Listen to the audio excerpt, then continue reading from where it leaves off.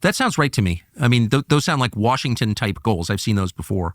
Right. So, it wasn't moral. It's not like he had like deeply rooted communist beliefs or anything like that. Right. No, I knew that. Right. No, it's not like, or any beliefs, self-advancement. So when things started to go south and you were criminally charged or thought you might be criminally charged, you've given so much money to the Democratic Party that I think it's pretty, leaving aside moral judgment here, but it's pretty normal in business for the donor to call the person he's donating to and saying, hey, I'm in trouble. Can you help me? Did you call Schumer or any of the people you had supported and say, hey, I need your help? It's the Biden Justice Department. Help me.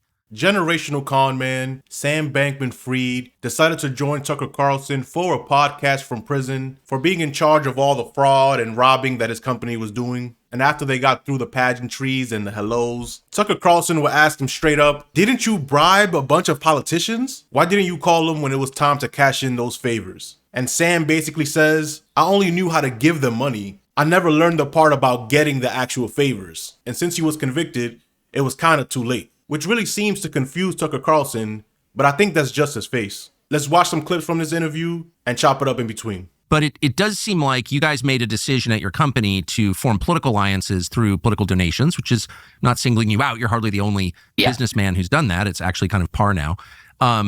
But you gave so much to Democrats that I kind of thought they would rescue you in the end. Where were all your friends in the Democratic Party? They usually keep their friends from going to jail. Tony Podesta never went to jail. Why did you? Oh, it's a really good question. Obviously, I can only guess at the answer to that. I can only speculate because I'm not in their minds. But, one fact that might be relevant is, in 2020, I was center left and I gave to Biden's campaign. I was optimistic he'd be a sort of solid center left president. I spent the next few years in DC a lot. I made dozens of trips there and was really, really shocked by what I saw, not in a good direction from the administration. By late 2022, I was giving to Republicans privately as much as Democrats. And that started becoming known right around FTX's collapse. So that probably played a role.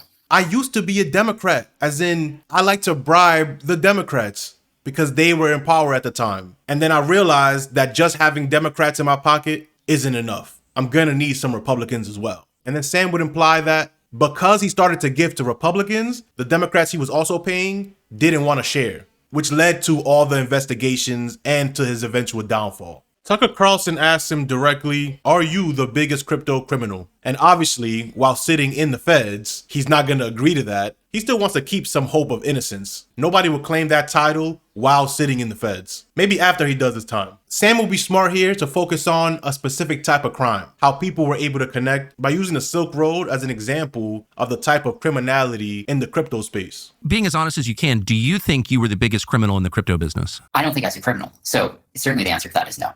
I think the DOJ thinks that I may have been, but I don't share their view. Well, yeah, you're in jail. They definitely, that's their claim anyway. But I wonder, and I'm not, I've certainly criticized your business and other businesses like it in the past. And again, I'm not even getting into the details of your case because it's like Byzantine. But do you think there's a lot of shady behavior in the crypto business? Being honest. Yeah.